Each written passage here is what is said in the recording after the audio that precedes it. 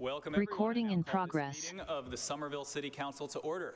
In accordance with Chapter 107 of the Acts of 2023, this meeting of the City Council may be conducted via remote participation, and please note that video and audio of this meeting is being recorded and may be shown live on local access government channels and on the City of Somerville website, and will be available for future review. Will the clerk please call the roll? This is roll call. Councillor McLaughlin. Here. Councillor Davis. Here. Councillor Wilson. Present. Councillor Said. Present. Councillor Scott. Present. Councillor Mba. Present. Councillor Burnley. Present. Councillor Klingon. Present. Councillor Strezzo. Present. Councillor Pineda Neufeld. Present. Councillor Ewan Campen. Here. With all councillors present, we have a quorum. Excellent. Pursuant to our Rule 32, let it be known that this City Council salutes the flag of the United States of America, and let us recall our oath to uphold the Constitution and the laws of the Commonwealth to the best of our abilities and understanding. We begin our meetings with a moment of silence. Are there any councilors wishing to speak about members of our community? All right, everyone in the chamber who is able, if you would please rise for a moment of silence.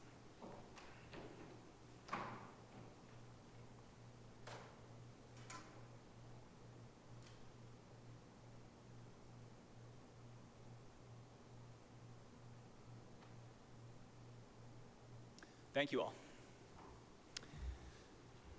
All right, colleagues, we have a few items that we're going to take out of order at the top of the agenda. Item 10.1, this is a resolution about the recent Green Line derailment. 4.2 is a resolution from Councillor Said about ballot question number 2. 10.7 is Councillor Klingon has a question for staff about a MBTA variance that they are seeking. After that, we have a few presentations from staff and requests for consideration tonight. First is item 8.2, that's the results of the happiness survey. After that, we're going to take off the table 5.1 and 10.12, that's the 5 Middlesex easement that we talked about at our last meeting. After that, there's a request to take up items 7.6 and 7.7 having to do with the MSBA, the Massachusetts School Building Authority stabilization request. And then there is a time-sensitive permit that is item 9.10. To the next item, please, clerk. The next item will be item 1.3, approval of the minutes of the regular meeting of September 12th, 2024. Seeing no discussion, that is approved. Item 3.1 is a grant of location from Comcast to install approximately 34 feet of conduit in Foley Street from an existing communications manhole to a point of pickup near 350 Assembly Row. I will declare this public hearing open. Is there anyone here to speak on the item? Dave Fluelling.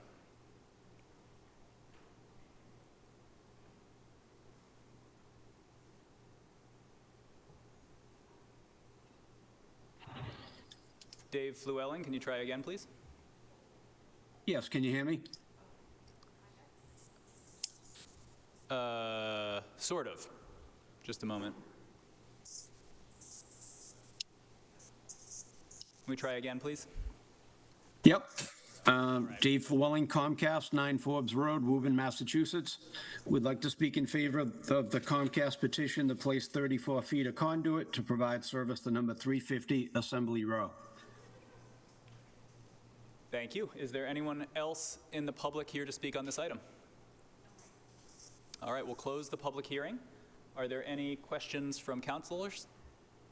Seeing none, that is approved. Thank you. Item 3.2 is a grant of location from Eversource to install 10 feet of conduit in Somerville Ave from manhole 20647 to a point of pickup at 453 Somerville Ave. I declare this public hearing open. Jackie Duffy. Hi, Jackie Duffy, Eversource. We'd like to install approximately 10 feet of conduit in Somerville Ave, and this is to provide electric service to 453 Somerville Ave. Thank you. Is there anyone else here to speak on this item?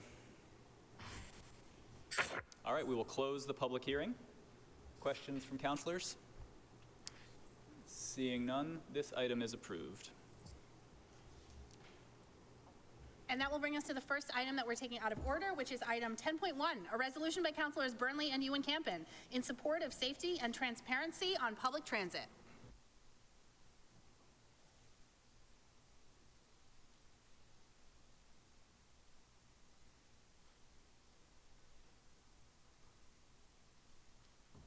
Councilor Unkiven. Thank you, Madam President. And thank you to my colleague, Councilor Burnley, for co-sponsoring this. On October 2nd, there was a Green Line train derailment just outside of the Leechmere station. This was a truly terrifying event, completely unacceptable, and all of us are incredibly grateful and relieved that it was not worse. And there has understandably been a lot of focus in the press on the cause of the derailment, what steps need to be taken to make sure that this never happens again. That is obviously critical. But there is another element of this derailment that I don't think has gotten enough attention, and that is the way that the MBTA supported, or in this case, basically completely failed to support the people who experienced the derailment, both in the immediate aftermath, in the minutes after the aftermath, and over the following days. One of the people who was on that train when it derailed was a Somerville resident named Margaret Norcross Devon, who reached out to a number of us a few days after the derailment to talk a bit more about her experience on the derailment and after, and her experience trying to get a response from the MBTA. And I will say, when I heard this story, it made my blood boil. So we have invited Ms. Norcross Devon here tonight to make sure that everyone in our community can hear what happened, what these folks went through, and just to make sure that this council and our local government can do everything that we can to support people like Margaret, people who experienced this derailment, and can try to help get a more meaningful response from the MBTA about how this happened. So after we hear from Councilor Burnley, I'd like to sponsor Ms. Norcross Devon, please. Councilor Burnley. Thank you, through the chair. A lot of us were in Union Square when the Green Line extension opened, and I'll speak for myself. I was quite excited about it. I was quite happy. As long as I've lived in Somerville, there's been conversation about the Green Line's coming to Somerville. It's going to be great. It's going to spur development. It's going to spur new business in our community. It's going to spur making Somerville the kind of city that we know it can be. And as someone who lives near the Magoon stop, I was excited when the other branch also, opened. And I'm very thankful for the decades of organizing and activism that pushed the state to actually listen to our community and make it happen. But I share the deep concerns of my colleague from Ward 3 that what happened was unacceptable. After the Green Line opened, there were several closures of that stop. Time and time again, there was some excuse from the states about why the Green Line was either inoperable or why something potentially catastrophic had happened on it in the very, very short amount of time that it has been operating. In fact, the day that the Green Line derailed, a number of my colleagues were at an event with the governor, with the lieutenant governor, with many leaders from municipalities across the state in front of the Union Square stop. Councilor Wilson was there, Councilor Clingan was there, and I think, we were excited to be a community that had up development to meet the demand of these stations. But within only a few hours, that train had derailed, and a number of individuals, including Somerville residents, were injured in that derailment. And when they were told to get off of the train and to walk on tracks to safety, there was no one there to say, "Are you okay?" There was no one there to check them. There was no one there to make sure that we were not sending our constituents into a potentially life-threatening situation. And as Councilor Ewen-Campen said, that's completely unacceptable. So I just really, really want to stress that we have a partnership with the state.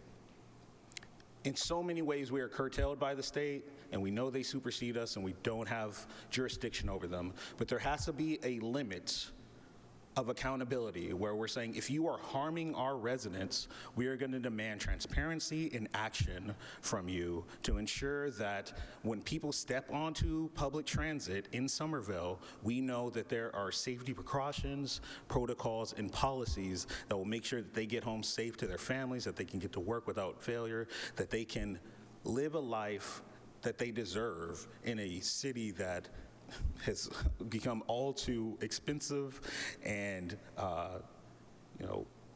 major to deserve subpar, protocols and policies. So I just want to stand in solidarity with my colleague and support our residents to make sure that they don't have to get on the train and wonder, is this going to be a situation where I'm going to crash, get hurt, and have no one there to support or protect me? So with that, I'll yield, and I'm very excited to hear from our constituent. Please, welcome. You start with stating your name, please. Sure. Margaret Norcross Devon, and I want to thank everyone for letting me come tonight. As Ben said, on October 1st, I boarded the Green Line extension from Leechmere on my way to Union Square, which I do about 3 times a week. And I noticed immediately when the train started that it was going too fast. You just know when the train is going faster than usual. Very shortly after we left the station, there was a very big bump, enough to startle everyone, and I grabbed onto the railing on my right side. Luckily, the train wasn't crowded. Most people were seated, to my remembrance of it. Then there were a succession of very, very violent bumps, and I sort of bent my body down so I couldn't see what was happening, but I and many others on the train were very aware that we were on a bridge, and people were screaming. So it went on for however long it went on. It felt like a very long time, and I'm sure it was just a minute or two. And when we stopped, I was in the back half of the first car, and it was a car that had an accordion section in the middle. The accordion section, from my viewpoint, was turned in such a way that you couldn't see into the front of the car, and there was black smoke filling the front of the car. So we all got up, our door was closed, no one remembered how to get off the train, like that you pull the top lever to open the doors. We just sort of stood there. And we said, we have to go into the smoke. We didn't know if there was fire, but we knew we had to get off the train. Luckily, just as we started moving forward, our door opened, we exited the vehicle and stood on the bridge for about 10 minutes. While we were on the bridge, it was very quiet. Obviously, a lot of people took pictures, myself included. But one thing that struck me was that the operators of the train stayed with the train. They left the vehicle, but they never came to check on the passengers, to my recollection. After about 10 minutes, operators came from the Union Square side, so they must have come up a stairwell somewhere, and directed us to the exits. As I was crossing the tracks, one of the operators said to me, "I'm sorry for the inconvenience." And I just thought, this is not an inconvenience. This was a serious accident. We went down the stairs, and everyone was mobile. There were no visible injuries. I think everyone was in shock, including myself. When we got to the bottom of the stairs, we were on an access road that ran parallel to the bike path that was under the train. And we were told to just walk straight. We'd get to Leechmere and wait for the shuttle buses. And I specifically stopped an operator and said, "What do you want us to do? Do you want us to stay? Do you want our information?" And he said, "No, just keep going straight. There will be shuttle buses." And I've lived here long enough to know that shuttle buses don't magically appear. And I also didn't want to get on an MBTA vehicle at that point. So I just walked to Gilman Square. I had called my husband. I had been on my way to pick up our child. My husband went and picked up our kid, and I walked home. And I liken it to when you have a really bad fall and you bounce right up and you're like, no, I'm okay, I'm okay. As I was walking home, I was noticing that my body felt sore and I was shaking, and it was surprising to me that while the MBTA had us, they hadn't stopped us and said, take a minute. We have emergency personnel on the way. If you're able to stay, we would like your contact information so that we can reach out because you were witnesses to this. And we also want to make sure that everyone's doing okay. None of that happened. I got home. My husband insisted I call my doctor. The doctor said, you probably pulled some muscles. Everything's fine. The next day, I called the MBTA to identify myself as someone who was on the train as a witness. They sent me to the legal team, which I was surprised about, but thought maybe if I'm giving testimony, that's who I should speak to. When the legal team called me back a few hours later, they told me that all they could do was send me a compensation form, like an accident report. And that accident report asked me what my salary was and various other bits of information.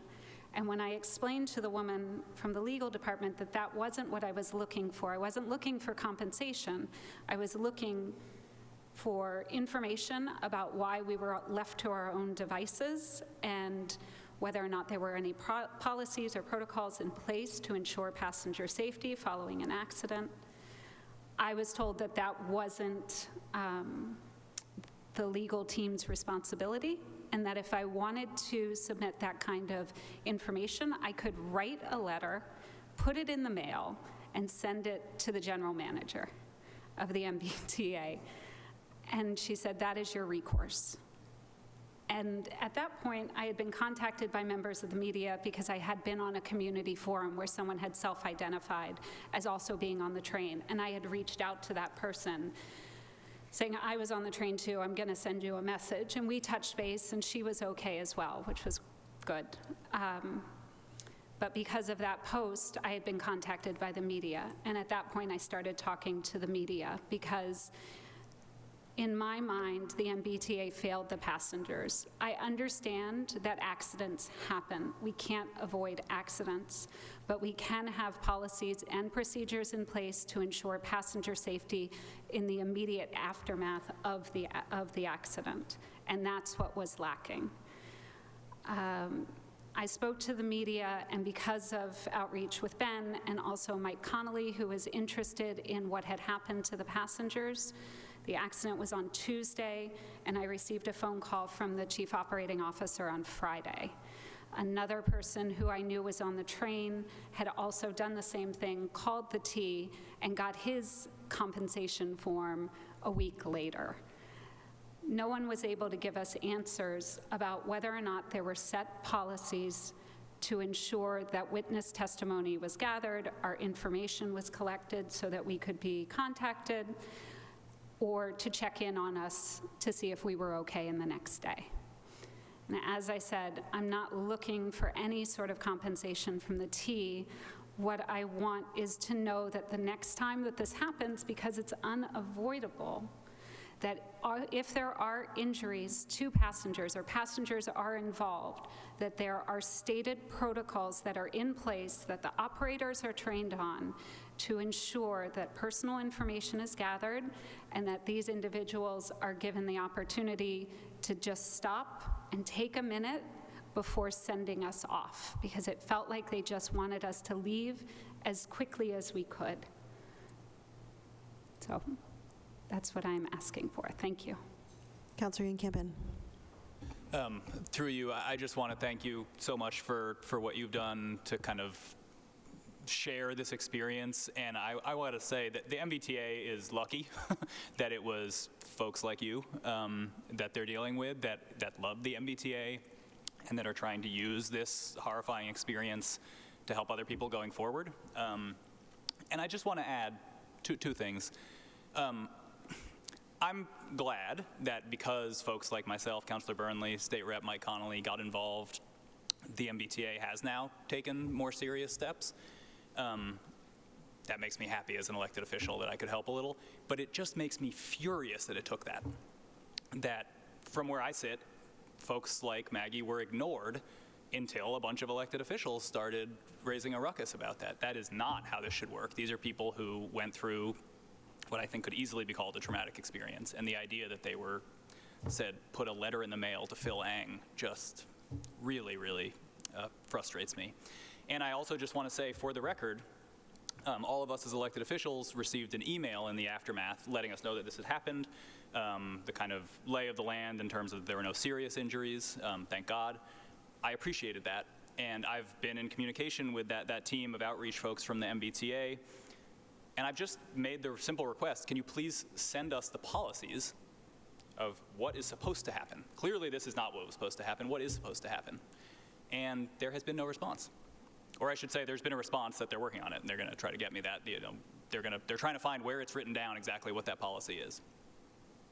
I don't know what to make of that. These are folks who clearly, I don't want to personally insult the people that I've been interacting with, who I think really are doing a great job, but I don't know what to say. I can't believe that there has not been a policy that can be shared with members of the public about what is supposed to happen. I have been informed that a number of people who were on this derailment have been invited to an in-person meeting with the director of the MBTA, which is a great step. I'm very glad to hear that. I hope that is able to be scheduled really soon. And I hope that this is, able to be paid forward.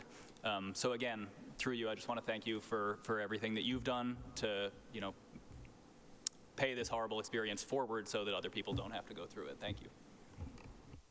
Councilor Burnley. Thank you, through the chair. Just briefly, I want to make two other points. Because I know every single one of us has gotten emails or calls or talked in person with a constituent who said, something's happening with the T. Can you do something about that? And the answer is usually no, because it's the state, and we don't have jurisdiction over them. They supersede us, and quite frankly, and many times they ignore us.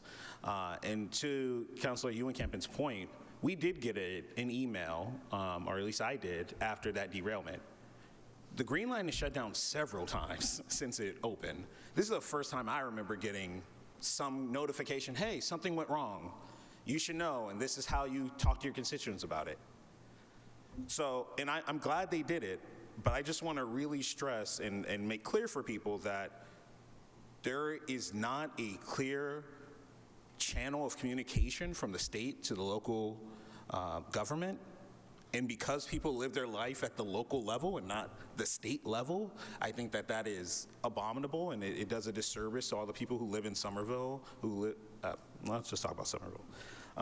And I just really think people need to understand that, and that the state needs to get their act together in terms of their communication.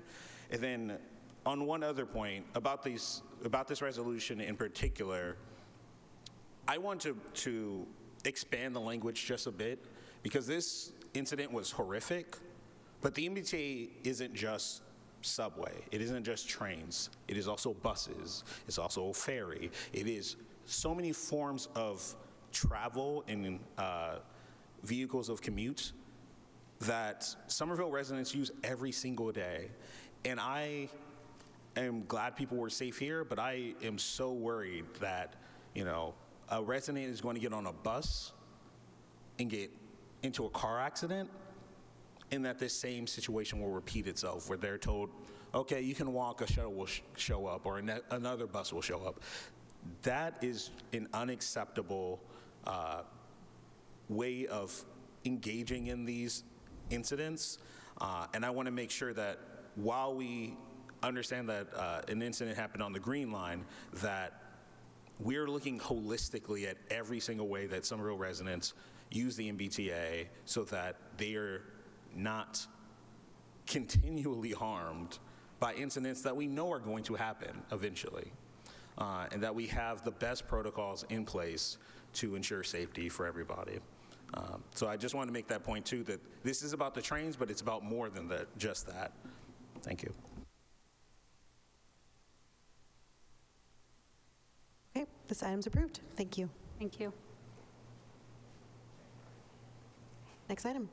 The next item is item 4.5, a resolution, let me go back to it, I just lost it. A resolution by Councilor Said in support of ballot question 2. Councilor Said? Through you, Mr. President, This resolution supports the ballot initiative to eliminate standardized test requirement for high school graduation. Our school committee unanimously passed a similar resolution a few weeks ago, and all over the state there's at least a dozen at this point city councils and also school committees that have passed resolutions in support of this ballot question. First, I want to thank all the teachers statewide and here in Somerville, especially the teachers. There's a lot of volunteers, but especially the teachers because who have been working tirelessly since, from collecting signatures to now having it on the ballot. I was still a classroom teacher when that process started. Seeing teachers lead these efforts is truly inspirational. Thank you for making the time, teachers, in your very busy schedules. It's another testament to the teachers' dedication to our students. One of those teachers is Michelle Anzalone, a Capuano school paraprofessional. I'll be sponsoring Michelle to speak to this resolution shortly. But before I do that, I will highlight a few important things from this resolution. I haven't asked the clerk to read it. It's very long. Please check it on the website. But because a lot of people have been asking about this specifically, especially if you don't necessarily have kids in the schools or had kids in the schools a long time ago and wondering why this is important. Standardized tests often fail to account for different learning styles and may not accurately reflect the student's abilities, knowledge, or potential. There's growing evidence that high-stakes testing requirements can contribute to stress, anxiety, a narrowing of the curriculum, potentially undermining the holistic development of students and limiting their opportunities for growth in areas such as critical thinking, creativity, and problem solving. Numerous studies have shown that standardized test scores are immensely correlated with socioeconomic status, access to resources, and test preparation, thereby immensely affecting students from marginalized and disadvantaged backgrounds.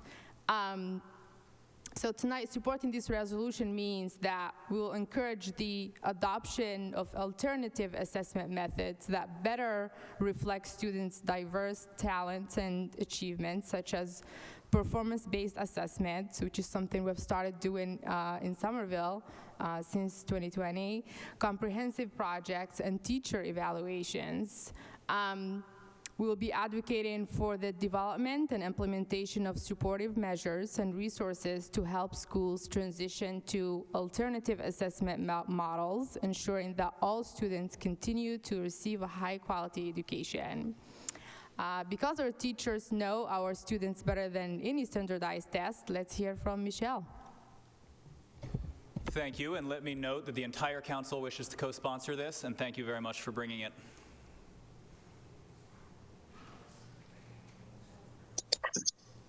Hello, everybody. Thank you so much. That was a great lead up to what I'm about to say. I just want to say thank you for letting me speak tonight. My name is Michelle Anzalone. I am a born and bred Somerville person, third generation.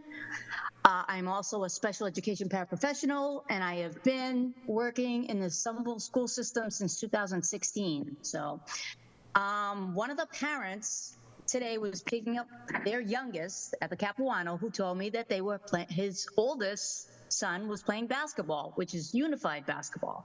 I said, great, I'm gonna go. So this afternoon, after I was out canvassing for question 2 in the Medford area, I went up and caught the last quarter of this unified basketball game at Medford High School. So Somerville was playing Medford. I got to watch some of my former students who are now all taller than me, and it was great. It was a walk down memory lane. So tonight, I'm speaking in their behalf. These kids are smart, they're kind, and they are ready to enter the adult world. But some of them cannot take the MCAS. It's just not built for them. And if they take the MCAS alt, that means they get a certificate of achievement instead of a diploma. And I think that is just heartbreaking to me. These kids have worked so hard hard that it makes me angry and it makes me upset. Let them enjoy the fruits of their 12-year labor and take the high stakes burden off of their plate. I implore you to support and vote yes on question 2 in November. Thank you very much. And oh yes, we won tonight by a bunch of points, so go Somerville. Thank you very much. Councillor Wilson. Yeah, thanks, Mr. President. I just want to be clear about question 2. This does not do away with MCAS in any way for all the known issues with standardized tests. Nobody is saying we shouldn't gather this data. Rather, it just removes a really cruel final hurdle for graduating seniors in Massachusetts. These are students who've satisfied all of their school's graduation requirements, but still can be denied that high school diploma if they don't clear this final hurdle. One question I've heard on the doors for this question is, what incentive students would have to try on this test without that. Interestingly, we don't have that same issue with any other year that we do MCAS, so why would it be any different for the final one? Thanks. Thank you. This resolution is approved. And the next item is item 10.7, an order by Councillor Klingon that the Director of Inspectional Services appear before this council to discuss the MBTA's application to the Mass Architectural Access Board on behalf of the City of Somerville to circumvent the Americans with Disabilities Act compliance. I would like to co-sponsor this. Councillor Klingon. I think it was actually supposed to be from both of us, but so yeah, thank you, Mr. President, through you. So this came to my attention by, I think it ended up on an agenda for the Persons with Disability Commission that the meeting ended up getting canceled, but a resident, one of the Gilman Square Neighborhood Association members saw it and they sent me an email regarding this item, and I had no idea what it was, so I started to look into it, and basically the MBTA filed an application for a variance for the sidewalk, for the train station, and that they sent a copy to the city, the Person with Disability Commission, and another organization that receives these things on our behalf. Bill Henning, Executive Director of Boston Center for Independent Living, and that was on June 24th. And then they had the hearing on July 15th. I attached both of these items to the agenda item this evening, but so at the hearing, it was continued because they didn't have a letter from the City of Somerville. When you file on behalf of somebody else, of a city, you have to have a letter from them. So I put this in immediately because I was thinking, is this going to be something that is pursued? To me, it would seem like, the MBTA is basically something they built, and they're trying to get a variance. And the other point is they took federal dollars to do this project, and I thought anything that takes federal dollars has to comply with ADA. So I talked to Director Antanavica, who found the email, and he said that. It was unclear that the city even really had any knowledge or, had this on their radar or was working with anybody. So I put the order in, and I want basically just to get an answer, just for us to understand what this is, what's going to happen next. Are we basically, are they just giving up that they can't make this station accessible? And are we going to accept that? So like I said, the variance wasn't granted, it was continued. So I'd like to get an update from city staff this evening. And I think somebody is going to speak, Liaison Hutter, or I thought, Brian Postlewaite's also online. So I guess we'll hear from staff, and then I want to sponsor the chair of the Commission on Persons with Disabilities, and then I guess if anybody has questions about this, because, I mean, this seems like they, very quietly filed this for this variance, and it doesn't sit well with me that they're basically giving up and saying nothing can be done, we can't make this compliant. And I don't think that's acceptable for our community or for us, and I think we should ask questions. I think we should figure out what we can do, what leverage we might have, if any, to make this right. So I guess with that, I don't know if Brian's going to speak, or I'll let you call on whoever, Mr. President. Yes, Liaison Hutter, who is here to speak on this item.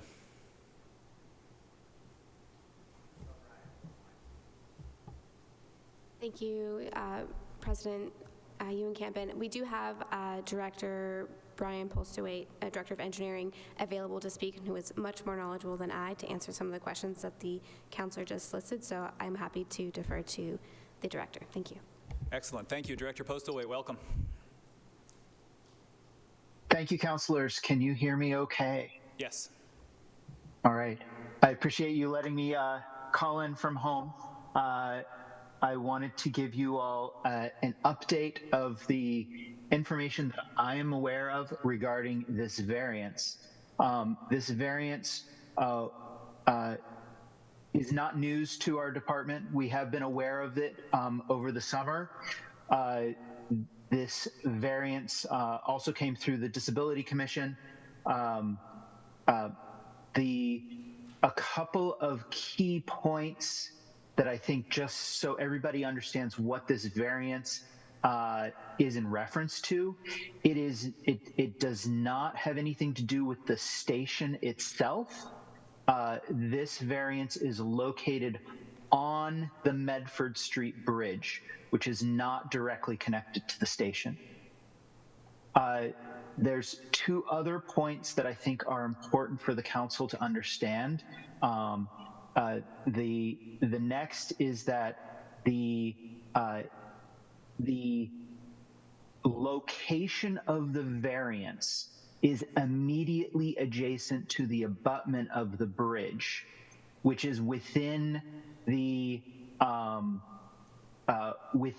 right-of-way, within the Mass State right-of-way for the bridge, because it's a state-owned bridge. So the location of this variance is outside of city public right-of-way and outside of the city's direct jurisdiction over these items. That was not understood by the MBTA or the city when they submitted this. And thus the continuation to get our permission ended up not being needed. And so the only thing that they need, and they probably don't need it from the city, is an acknowledgement that this is not city public right-of-way. This is on the state layout for their bridge. The last thing that I wanted to observe, and I'm not entirely in agreement with this variance, but I did want to note that there is an exception in the MAB code, which is the code that governs accessibility in the state of Massachusetts, that allows sidewalks adjacent to roadways that are steeper than 5% to be accepted from the AAB rule, which otherwise would be a 5% slope. So there is an exception in the code, but it's really up to the MAB. This is kind of an edge case that isn't fully documented by the code.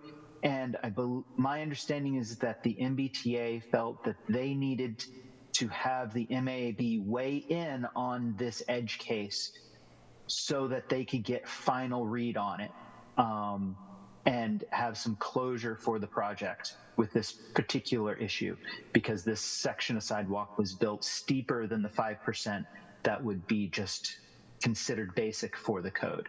I think those are the three key items that I think are important to understand.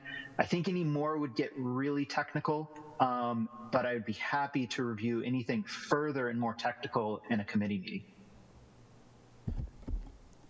Yeah, Director, just before I hand it over to Councilor Klingon, I just want to, normally this is the kind of thing we would discuss in committee, but this is an item that was brought to Councilor Klingon's attention where basically it appeared on a public agenda as the state is asking us for a variance to get out of ADA compliance. So this is, that is why we're taking this up with urgency. We appreciate the staff being here. Councilor Klingon. Yeah, thank you, Mr. President, for that. And like I said, I didn't know if this was going to then go before the architectural board again. I didn't want to, miss the committee meetings sometimes can get scheduled out, so thank you for doing this. And I just want to say one thing before I sponsor the commissioner to speak, is that I appreciate the director's explanation, but let's be real here, like, it has everything to do with the station, because this is about getting to the station. So if the station isn't ADA accessible, then it doesn't matter if it's the bridge or the sidewalk after it.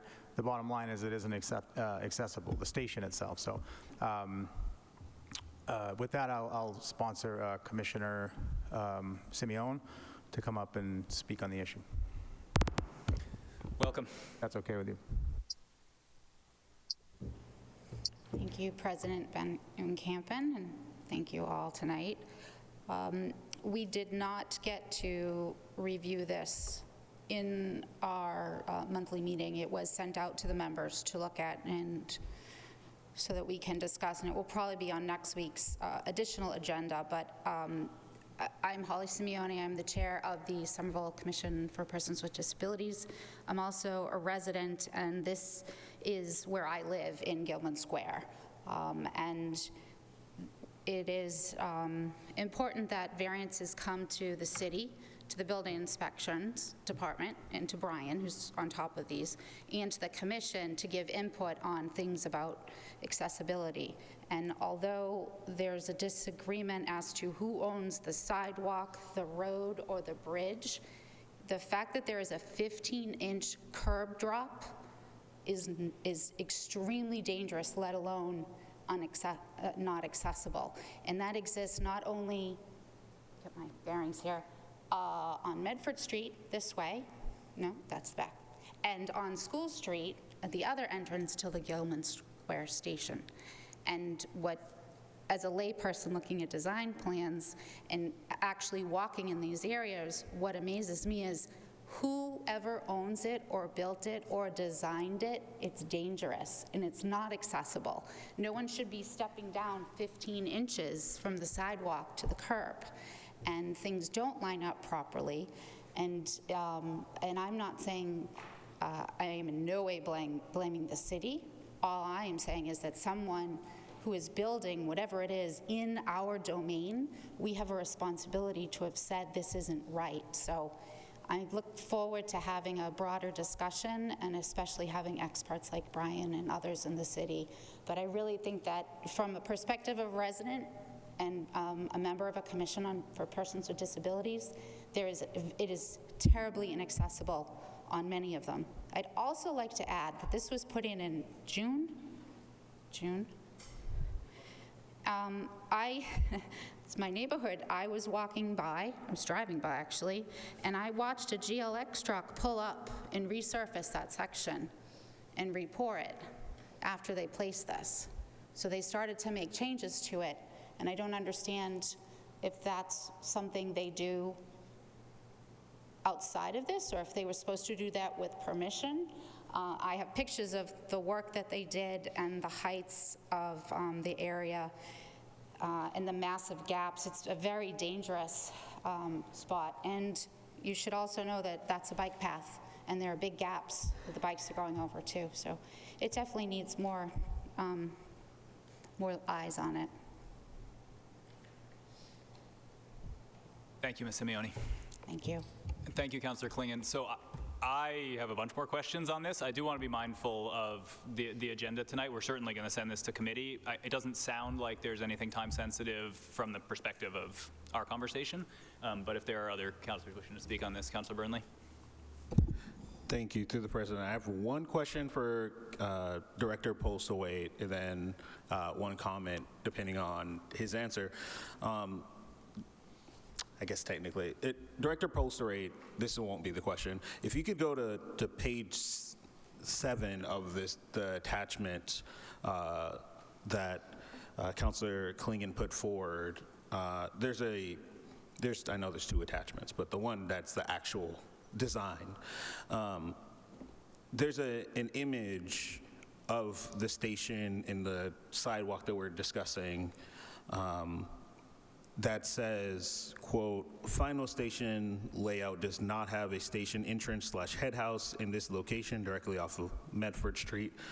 Can you speak to what that image is showing? Because it looks like it's showing a direct pathway from Medford Street to the station, which currently does not exist. Yes, Counselor, through the chair. The diagram, figure 6, I believe is what you're referring Director, to. you might need to pause so we can turn you up volume-wise. Sorry. Of course. All right, Director, can you please restart? Sure. Can you hear me better now? Yeah. Okay. So, Counselor, through the chair, yes, I believe you're referring to figure 6, titled 2013 Variants, Locations, and Station Layout. Just confirming that we're talking about the same thing. Correct. Sorry. Thank you. Through the chair. Perfect. So this drawing preceded the current construction so if folks remember, there was an earlier iteration of the GLX project that was ended up canceled. It was started and then canceled. This is the station design from that earlier version of the project. And it included this connection. And the state received all of their ADA variances from FHWA, if I'm correct, at that time. When the project was canceled and then rebooted a few years later, the design of the station changed.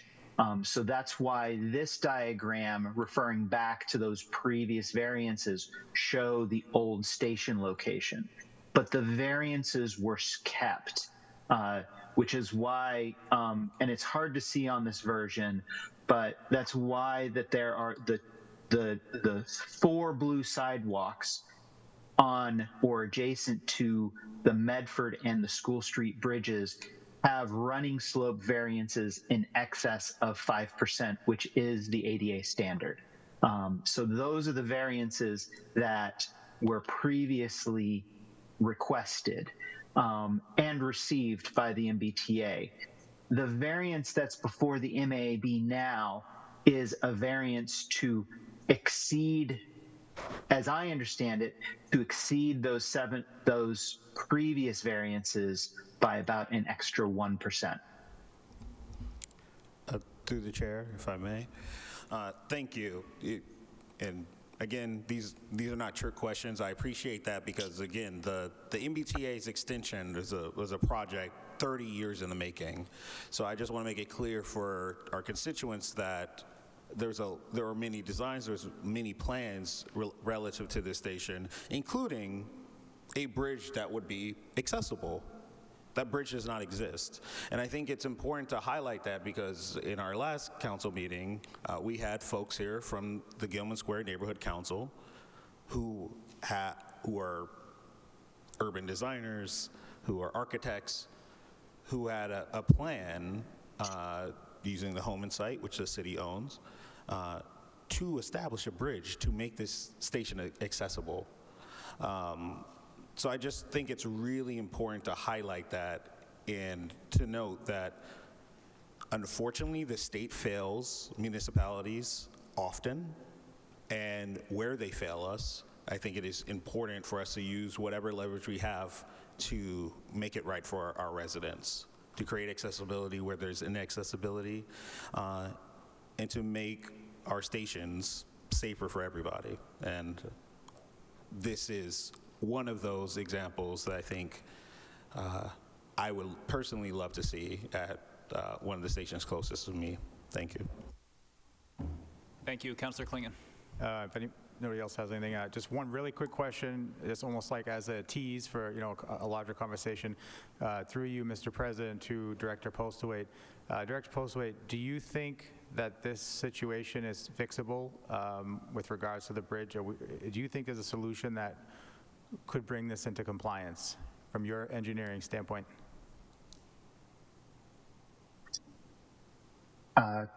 Councilor Klingon, through the chair, I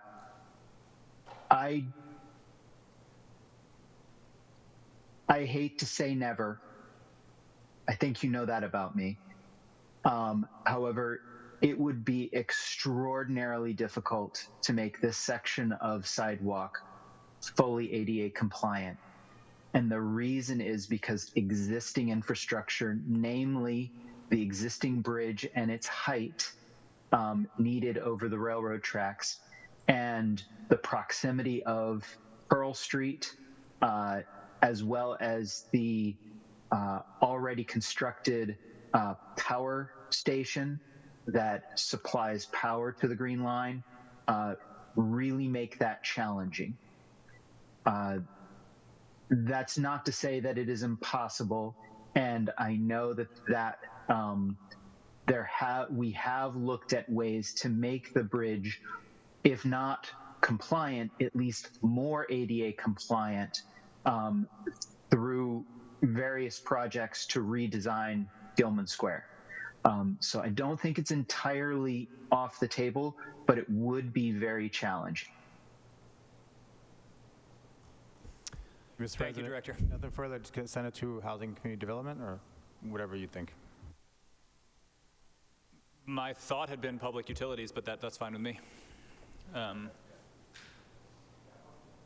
Okay, we'll refer this to the Committee on Public Utilities.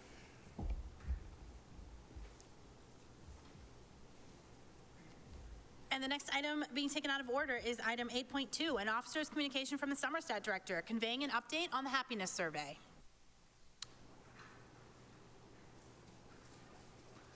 Welcome. I'm told that I have to smile throughout this presentation because of the happiness survey. No, we're expecting you to be honest about the current state of your happiness. I'll do my best. Hi, my name is Anna Gartzman. I'm the director of Somerset. I am here to provide an update on the happiness survey. We have some slides to show with the results from the latest wave, 2023, and then I want to talk about that. Oh, we don't have slides. We will have slides that were attached to the item, and I can speak to them from memory. Can you move the mic up closer to you? Yes. Okay. Just a moment while we figure out the slide presentation.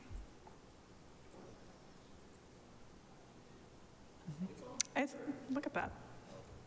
I'm sorry. My bad. All right, please. All right. So yeah, if you go to the next slide. Yeah. All right. So today I can do a bit of an introduction to those who are not familiar with this effort that's been running since 2011, and go through some details from the 2023 wave, which is completed about a year ago, and explore some of our findings and also the tools that we have provided to the public for kind of exploration as your interests allow. And I want to talk a little bit about next steps. So the improvements we're planning for 2025, which is going to run this spring, so that we are ready to continue the effort. So first, the sort of background of what we're doing here. The happiness survey measures residents' overall happiness and satisfaction with various aspects of Somerville and informs city decisions that support and enhance residents' happiness. Somerset has conducted the survey every 2 years since 2011, and the picture there is, I have the current version, 2023, if anybody would like it. Go ahead. Some background on why we run this. So I think 3 main reasons. This is a survey that survey is a random representative sample of 5,000 residents in Somerville, and we also do targeted outreach to special populations that provides, in general, insight of a broad cross-section of opinions that aren't always heard in public meetings and online comments. And the reason for that is that it's a survey where we go to people instead of asking them to come to us. When people come to us, we don't know really if they're representing a group of 4 people or 4,000 people. When we go to a random sample, we have a better sense of the kind of overall sentiment in the community. Additionally, we ask about a variety of topics. This is one of the kind of few data collection efforts that asks about a ton of things rather than one thing in depth. And so when you are responding to sort of one topic in depth, you have a tendency to kind of, you want to provide kind of important feedback. You want to say like, oh yes, I really care about this thing that I'm taking a survey about, and you kind of stop thinking about it in the context of all of the other things that you also care about. And so this survey asks about a ton of topics, and it, by virtue of placing the questions next to each other, makes people consider those topics together. So for example, we ask about how safe people feel during extreme weather events, and we also ask them how they feel about the presence of rats. And kind of the idea is that they would compare these things and kind of provide their answer in sort of a more general term, rather than a survey that would only ask about rats. I presume people would have stronger opinions, although I can't imagine how you would have stronger opinions than what we see about rats here. I will explain later. Sorry, one more, if you go back one more. Last but not least, this is a longitudinal survey, so every 2 years we try to ask some of the same questions so you can see sort of a data point, not just by itself, but you can see it as part of a larger trend. And so a data point that's consistent over time, you can see as part of a general trend. Something that's more of an outlier, you can decide based on the other years if this is likely an sort of accident or an artifact of the survey, or if it's a real event. Okay. So the 2023 survey was sent to 5,000 randomly selected households in June of 2023. I want to say this because the responses are reflecting that time. So you will see, for example, that people are thrilled about the Green Line extension because they were in June of 2023. I imagine that if you sent that survey out today, you would have a different response. We sent out the paper surveys to folks in English, Spanish, Portuguese, and Haitian Creole, and then we additionally provided online options in those languages and Nepali traditional Chinese and simplified Chinese. We also reminded people with a postcard a few weeks after they got their survey, encouraging them to complete it. We received about 1,000 responses, which is about a 20% response rate, which is pretty good. And our sample overrepresents women and white people and homeowners, as well as high-income households, but almost all the demographic groups have enough respondents to analyze, which was our goal. The one group we don't have is households who make under $10,000 a year. We didn't have enough of them to provide data. And so the results. Overall, people are happy, and the way we know that is several ways. So the first bars you see on the top are the averages. So you can see an average of about 4.0. This is on a scale of a 1 to 5, where 1 is very unsatisfied and 5 is very satisfied. So an average of 4 is an average of satisfied. That's pretty high. And you can also see that that's been consistent over time. People have been happy since we were measuring it, and they continue to be happy. You can also see that in the distribution below, where the kind of top greenish, the most green color, is very satisfied, and the next one is satisfied, the yellow is neutral, the orange is unsatisfied, and the red is very unsatisfied. I also want to point out one thing here, sorry, before you go on, that sort of like how do we know if a difference is big enough to sort of that it's likely not by chance? We try to find a difference of at least 0.2 on those averages, or if you look at the distributions, kind of a meaningful difference in the colors. Go ahead. We also ask the happiness question at a couple of scales, and people are sort of consistently happy. So we ask, how happy are you right now? How happy are you with your life in general, with your neighborhood, and with Somerville as a place to live? And people are happy with all of those things. The one that the city can most affect resident satisfaction with is Somerville as a place to live. That's where the city can kind of make changes to people's sort of lives. Their satisfaction with life in general has a lot of other factors besides the place where they live, so we have less impact on there, but some. And so we've run some tests to check what moves the needle, what makes people more satisfied with Somerville as a place to live, and these are the top 5 factors. These are what moves the needle the most. People who are more satisfied with the beauty and physical setting of their neighborhood, with the convenience of getting to where they want to go, social and community events, the information, the availability of information about city services, and are less concerned about encountering crime and violence, are more satisfied with Somerville as a place to live. And the good news is, as of June of 2023, we're doing pretty well on all of those things. So respondents are mostly satisfied with neighborhood beauty. I'm going to go through each of the 5, and we can kind of look at the patterns by ward. Specifically on this one, wards 2, 3, and 4, their respondents are a little bit less satisfied, but overall, it's sort of between neutral and satisfied.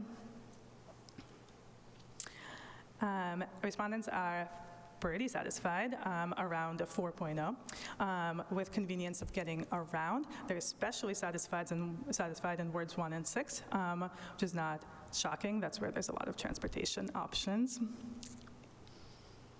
And respondents are thrilled with social community events across all the wards. Everyone's very happy. This took a dip in 2021 for COVID reasons, and I think has rebounded to pre-2021 levels, which is why it's good that we do a longitudinal assessment. Respondents are also satisfied with availability of information about city services across all the wards, and this is pretty consistent across all the wards, which makes sense because that's sort of a citywide function, so we don't expect to see a lot of variation by ward. And this is June 2023. Respondents were not very concerned about crime and violence. The sort of higher points of concern were in wards 1 and ward 4. This is on a scale of 1 to 3, so this is not the satisfaction scale. Should have explained that. So this is 1 is not concerned, 2 is concerned, 3 is very concerned. And so that's the red bars over there. And so the lowest you can get is a 1. And so between 1 and 2 is very good. And those 5 factors kind of matter to everybody, but I want to draw attention to the fact that most influential factors can vary by demographic group. So this is an example where we looked at homeowners and renters separately, and we looked at the factors that are more influential for homeowners are convenience of where you want to go, availability of information about city services, and concern about encountering crime and violence. And what's more influential for renters is social community events and the beauty and physical setting of your neighborhood, as well as satisfaction with your housing cost. So we've also looked at sort of in general, what do people have strong feelings about? What are they happy with and unhappy with? And so these is what people are happy with. They're happy with social community events, with the Green Line extension, as I mentioned, and proximity to grocery stores. These are on like a 4.2 or a 4.3 is very hard to get on an average, where the highest you can do is a 5. So this is some of the highest numbers we see in the survey. And conversely, some of the lower ones are satisfaction with cost of housing, maintenance of streets and sidewalks, especially in wards 3 and 4, and the availability of childcare and out-of-school care. I want to draw attention on that last one. This is the chart all the way to the right, that there's a big neutral group because a lot of the respondents aren't parents. If you select just the parents, they're even less happy.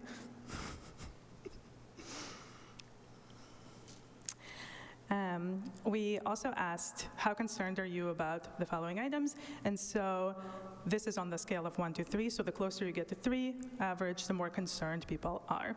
So respondents are most concerned with their safety biking on a busy street, with the presence of rats and mice, especially homeowners are concerned about that, and being priced out of Somerville, especially renters. The sort of concern around transportation is something we see in a lot of our survey efforts. So the Public Safety for All also flagged transportation safety as one of the top concerns. And so this is something we see a lot. We also have some questions that are kind of open text responses. We asked, let me confirm what we asked. What other services should the city provide, and what would make you more satisfied with living in Somerville? And so generally, people suggested both more and fewer bike lanes, which we know, more frequent public transit and better paved roads, rent control and more affordability, as well as improved tenant rights, more green space and composting, and an extensive hatred for rats. It got violent in the comments.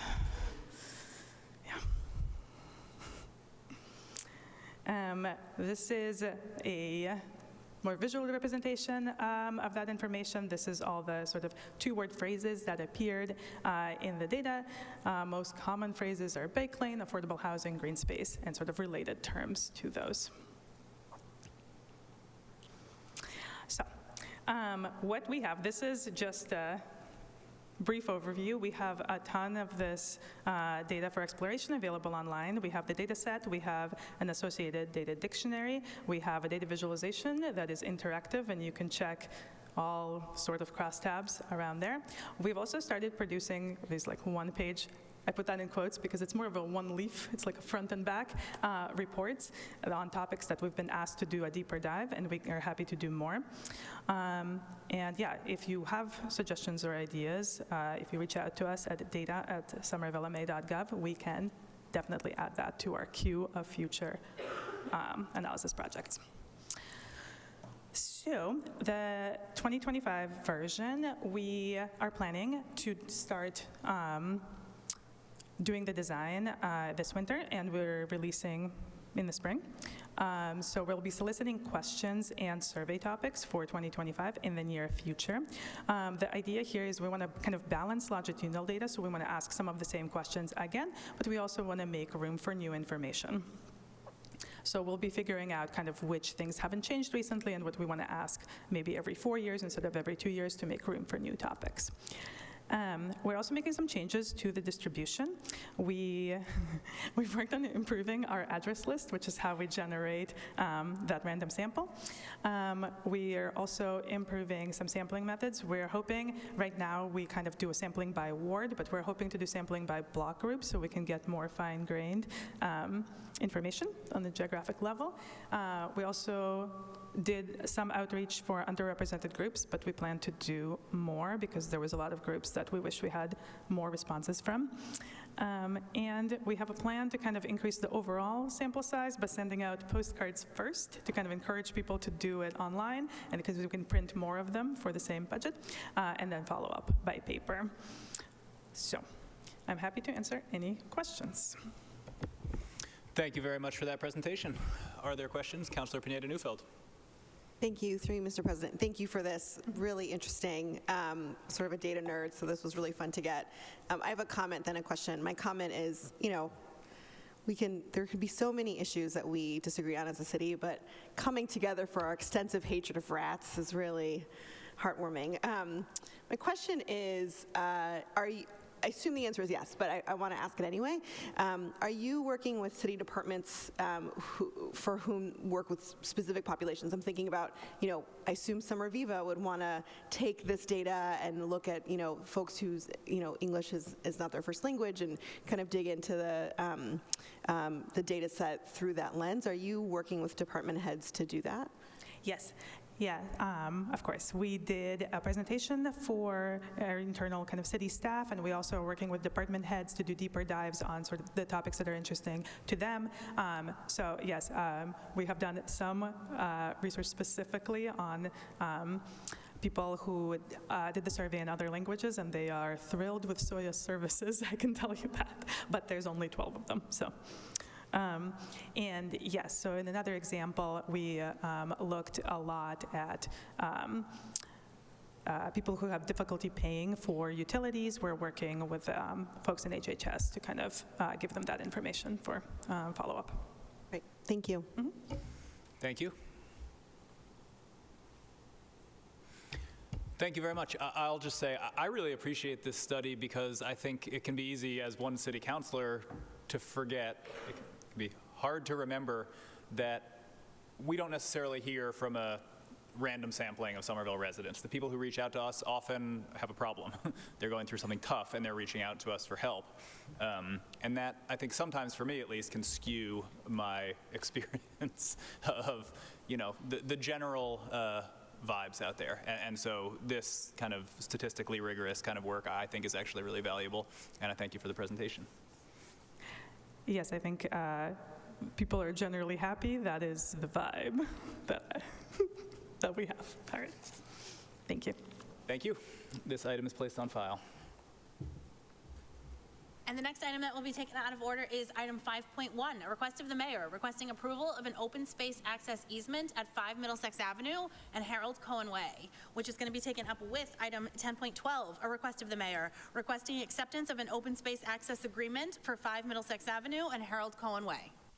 Thank you. I see Director Gallegani is here. Just for folks tuning in now, we discussed this at our last meeting, and Councilor Scott pointed out that this privately owned public open space had dawn till dusk hours of opening, which is different from our parks. And so we asked that that be changed, and a new item is before us. Director. Thank you, Mr. President. It has been changed. Thank you very much. Seeing no further discussion, let's place on file item 5.1. And do we need to roll call 10.12? All right, let's take a vote on 10.12, the new one, the amended one. Thank you. Yes, so this will be on item 10.12, which is 24-1478, acceptance of an open space access agreement for 5 Middlesex Avenue and Harold Cohen Way. On the item, Councilor McLaughlin. Yes. Councilor Davis. Yes. Councilor Wilson. Yes. Councilor Said. Yes. Councilor Scott. Councilor Mba. Yes. Councilor Burnley. Yes. Councilor Klingon. Yes. Councilor Strezzo. Yes. Councilor Pineda Newfeld. Yes. Councilor Ewan-Campen. Yes. With 10 councilors in favor, none opposed, and 1 absent, that item is approved. Thank you kindly. And the next item will be item 7.6, which And 7.7? is, sure, 7.6, which is a request of the mayor, requesting that this council rescind item 23-0977, an appropriation of $1,300,000 from the Facility Renovation Stabilization Fund for a feasibility study, and also 7.7, a request of the mayor, requesting approval to appropriate $1.3 million from the Facility Renovation Stabilization Fund for a feasibility study to renovate or construct a new building to serve the needs of the Winter Hill Community Innovation School, and that such new construction may also accommodate the enrollment needs of the Benjamin G. Brown School. If there's anyone at home worried that we're talking about a feasibility study and rescinding and the MSBA, fear not. Liaison Hutter, do you want to just explain these? Yes, thank you. Through the chair. These two items, if you read them, should mostly make sense. Here we are working with the MSBA to do work on the Winter Hill School and the Brown School, as you are all aware. In order to meet their requirements for eligibility for reimbursement, we have to have very specific language in the appropriation authorization from this council. So previously, in June of 2023, this council approved an appropriation of $1.3 million. We are requesting rescindence of that appropriation and resubmitting with the language required by the MSBA for the same amount of money from the same fund for the same purpose. And just to be crystal clear, none of these are substantive changes, correct? Could you repeat that, please? None of these are substantive changes. These are minor language changes to satisfy the MSBA. That is correct. There are no substantive changes to the fund, the dollars, or the use. Excellent. Any questions? Okay. Councilor Scott. Just one question, Mr. President. Does this mean, because we're rescinding this, and resubmitting it with different language, does this mean that the feasibility study hasn't started yet? Through the chair to the counselor, that is correct. The feasibility study money has not been spent. Oh, okay, and I'm sorry, when was it first approved? June of last year. Through the chair, June 8th of 2023. It's a long time to wait to get a study started. Mr. President, thank you. Councilor Klingon. President, through you. So just on Councilor Scott's point, is this because the MSBA had to like look it over or something, or how did we get to a point where they're asking us to make edits? Through the chair, to answer the question from the counselor, as you may be aware, there is an extensive process in which the city has applied for funds from the MSBA for the purpose of the schools, and there are many steps in that process. As we're preparing to move into the phase where we're spending these dollars, the MSBA has made us aware that they require specific language in order for the funds spent to be eligible for reimbursement through that process. So when the original appropriation was approved, we did not know the specific language the MSBA would require for a community in the eligibility period. Thank you, through you, Mr. President. So this is just dumb luck that we didn't already submit it and we would have had to do it again? Or not just dumb luck, but just sheer bad, I mean, a year and a half is a long time to put that out there. So we just got lucky, basically, through you, Mr. President? Through the chair, to clarify, this is a bureaucratic process that we're just trying to follow at the MSBA to ensure that all of the funds can be eligible for reimbursement through the MSBA process. Okay, thank you, I just, through you, Mr. President, I'm just saying, was our intention to show it to the MSBA originally, or did that just, we just haven't done it yet and we showed them it, and through you, Mr. President, and they now said this is wrong? Whatever. Through the chair, thank you. I think I understand your question here. When the original appropriation was made, we did not do it in consultation with the MSBA, and as we are moving through that process with the MSBA, that has been flagged as something that the MSBA does require. So that is why we're taking the action at this time rather than at the original time of appropriation. Okay, Mr. President, just a final comment. So basically, parents at the Winter Hill and all these schools are going to hear this now, that the feasibility study hasn't even been put out, and now there are changes being made to it, so it hasn't even yet, been started. So I'm sure we're going to hear from some angry parents who thought this was well underway. But again, I guess we didn't waste we didn't, do the feasibility study, then learn that we had to then redo it again. So I guess I'm happy we didn't waste money, but also. Councilor Wilson. Mr. President, just to be clear, this is Module 3 of the MSBA's process, as I understand it. Through you to the legislative liaison, correct me if I'm wrong, but we would not have started this work anyway because of the scheduling of the MSBA's process. Is that correct? Through the chair, that is my understanding. There were several steps before this, before we would have been eligible to move into this phase of the process with the MSBA.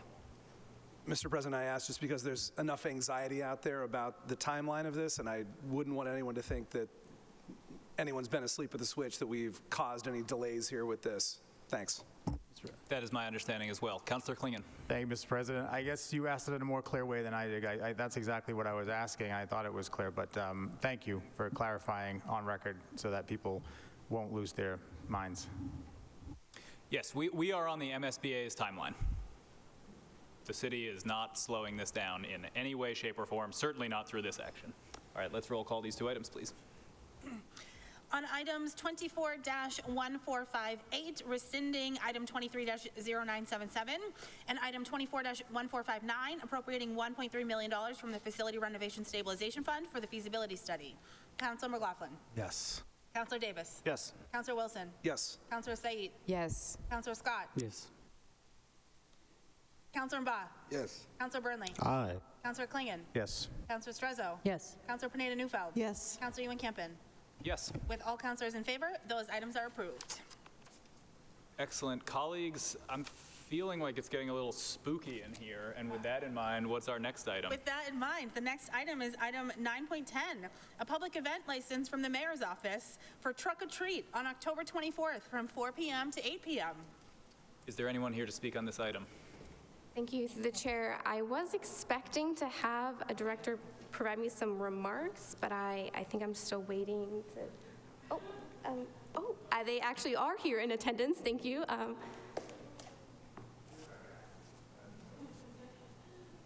Thank you. I would like to read these remarks on behalf of our friend here. Greetings, esteemed city councilors. Forgive my intrusion, quell your fear. Once again, that time draws near. The veil between your city hall and mine wears thin. For those of us on the other side, let the fun begin. 'Tis I, the director of the Department of Paranormal Whimsy, that's DP double boo to you. Through you, Mr. President, from this ghostly resident, I bring tidings of our spooky to-dos. First, the Arts Council hosts a monster mash on October 20th from 2 to 6 p.m. on Somerville Ave. There will be pumpkin carving, parkour, dancing witches, and a whole lot more. Come croon with us like Bobby Pickett, that's the ticket. Then our annual Truck or Treat beckons the 24th at 5. Let our departments treat you to some tricks, a monstrous yet friendly truck, and you'll feel so alive. May your spooky season be safe, delightful, and ever so frightful. Yours Booley, the ghost of City Hall.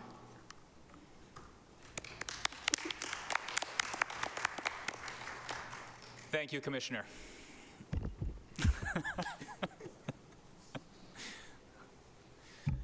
Any questions, colleagues? Thank you. Is there candy in there? Okay. I do believe the director has left items at your desk. You may see some pumpkins. I think one has already maybe hatched for your pleasure. Thank you. Thank you. Councilor Wilson. Mr. President, a little PSA for the blue pumpkin. It's a trend that's catching on. You love to see these for kids who may have allergies. It's a way of making sure that there's something that's safe for them at the doors on Halloween. Thank you. Next item, please. That item is approved. And that will return us to the regular order of business. And item 4.1, an order by Councilors Mba and Said that the Director of Parking and the Director of Mobility install always stop signs and safety measures at the Cedar Street intersection with the community path. Councilor Mba. Thank you, Mr. President. I think that's self-explanatory. Thank the good councilor from Ward 5 for joining me in solving our, streets to make sure that they stay safe, because that intersection of Cedar and the community path is really heavily trafficked, by both vehicles and bicycles and folks that use the community path as well. And the current control measures have proven to be insufficient in ensuring the safety of all road users. So that should be able to take care of itself. Maybe the good councilor from Ward 5, might want to chime in. Councilor Said. Through you, Mr. President, I got distracted with all my candy. This is, what's the item number? Sorry. 4.1. Always stop at Cedar and Community Path. Should I say that again? Always stop.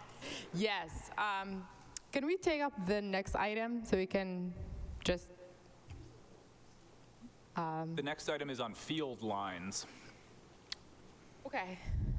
Then, so the intersection, the Cedar Street intersection, as we all know, we've had many accidents there.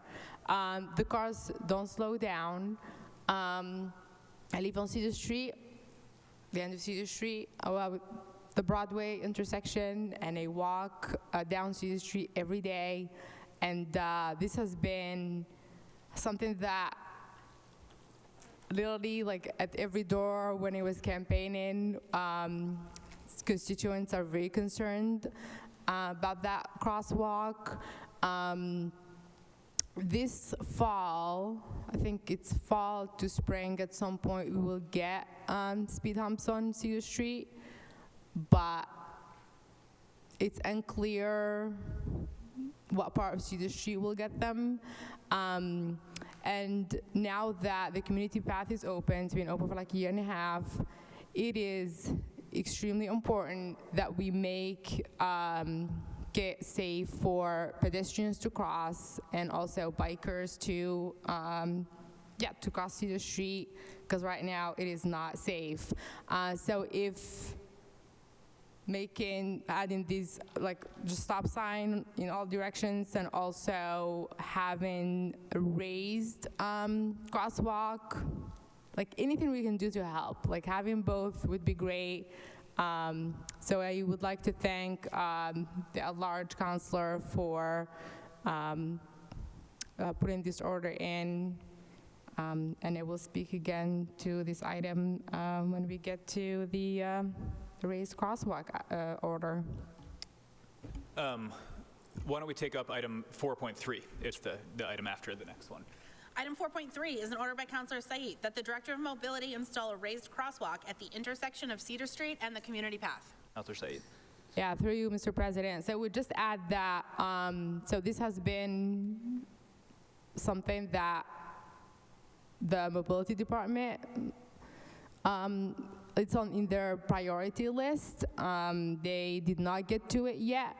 I will just ask that we do it as soon as possible. I think it's not going to happen this fall because the construction season is already ending, but to do it in the spring.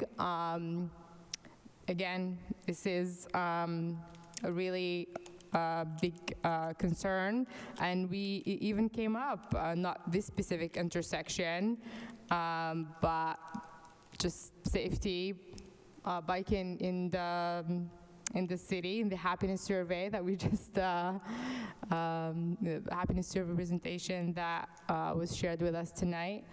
I think it's not only the Cedar Street crosswalk, it's every crosswalk all along the path. So, yeah, I think Councilor Wilson wants to say something. Councilor Wilson. Yeah, thanks, Mr. President. I was curious if my colleague from Ward 5 would be amenable to a friendly amendment to add the other community path crossings to this, to item 4.1, but potentially to both, I guess, here. Yeah, I think that's a great idea. So make an amendment by adding all the other crosswalk along the path. Excellent. So let's amend 4.1 to, instead of saying Cedar Street, saying all intersections on the community. All intersections, yeah, along the path. And I'm going to ask that 4.1 go to Traffic and Parking Committee, because this is, I am certain that we have discussed why there are not stop signs at all these intersections, but for the life of me, I do not understand it. There was an accident where someone was hospitalized at the intersection of Sycamore and the community path late last week. This is something that I get questions about all the time, and I do not know the answer to it, so I'd certainly like to have further conversation. So let's refer that to Traffic and Parking, please. Yeah. The next item then is item 4.2, a resolution by Councilors Mba and Wilson that the city departments ensure timely communication and coordination for field line painting. Councilor Mba. Thank you, Mr. President. First of all, I want to thank the good Councilor at-large for joining me on this resolution. I would like to take a moment to address an issue that recently affected our community in a way that, while unintended, had a significant impact on many families and sports teams who were looking forward to using our public fields. Last weekend, several games were canceled due to the field lines being freshly painted and not drying in time. This caused disappointment for many, but more importantly, it highlighted a need for better communication and planning between city departments and our field users. This was not a failure of effort, but rather a challenge of coordination, especially with unpredictable weather. The city staffs and vendors work hard to meet their responsibilities, but we can take simple, effective steps to ensure that this situation is avoided in the future. And with that, Claire Wells, I would like you to read the resolution for the record.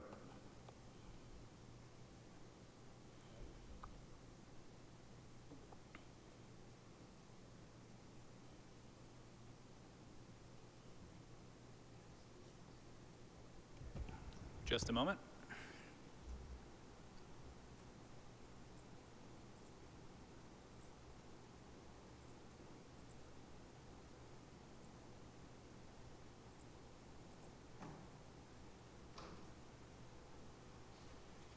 The resolution reads, whereas the Department of Public Works is responsible for the maintenance of public fields, including the painting of field lines, and whereas the scheduling of field line painting must consider weather conditions, vendor availability, and adequate drying time to avoid disruption to scheduled activities, and whereas a recent incident resulted in the cancellation of games due to wet paint on the field, which could have been avoided with better communication and planning, now, therefore, be it resolved that the DPW shall notify the Parks and Recreation Department of any scheduled field painting at least 48 hours in advance, providing details on when the lines will be painted and the estimated drying time, considering weather conditions.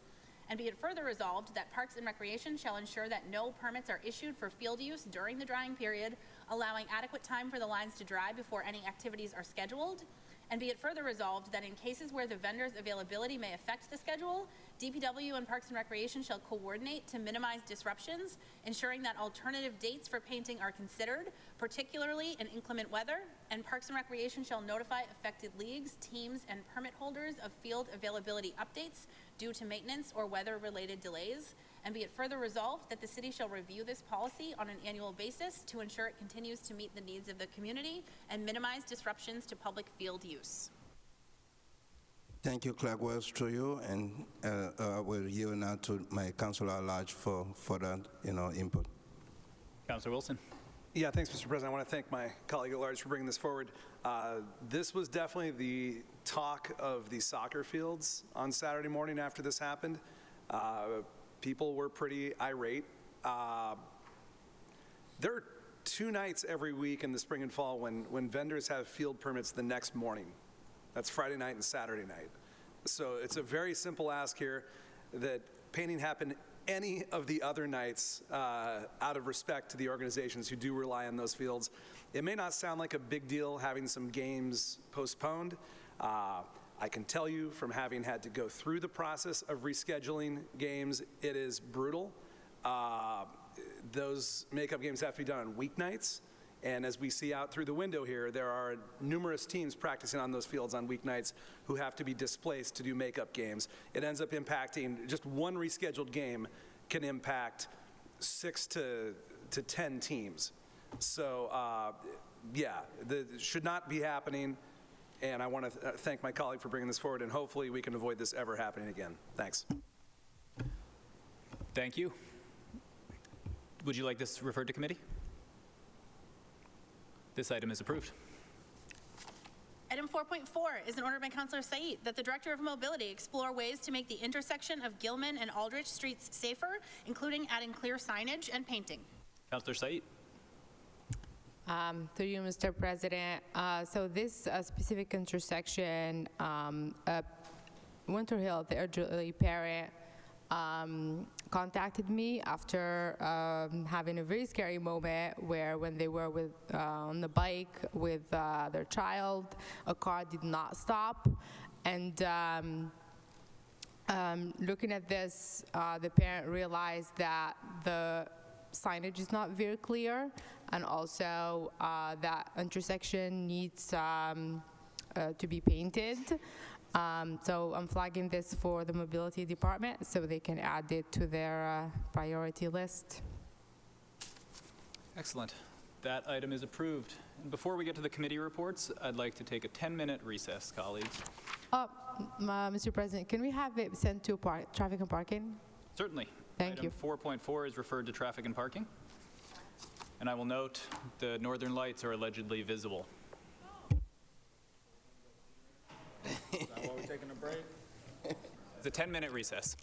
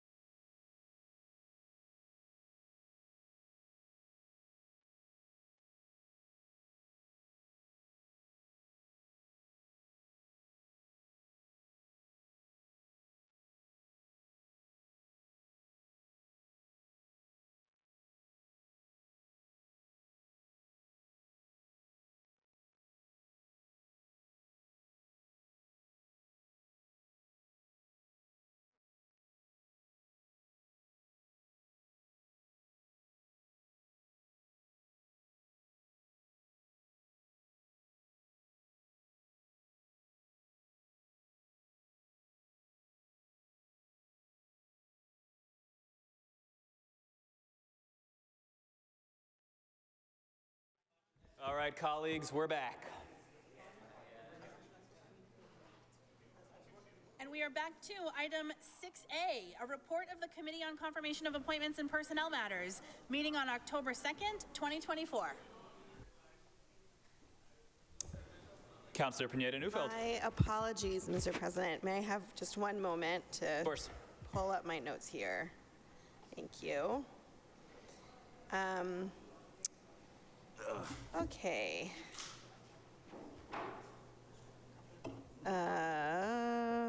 Here we go.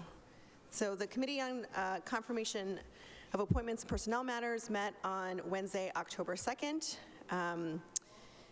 at 7 o'clock, and we adjourned at 9:11. 4 of our 5 members were present, and 1 was absent.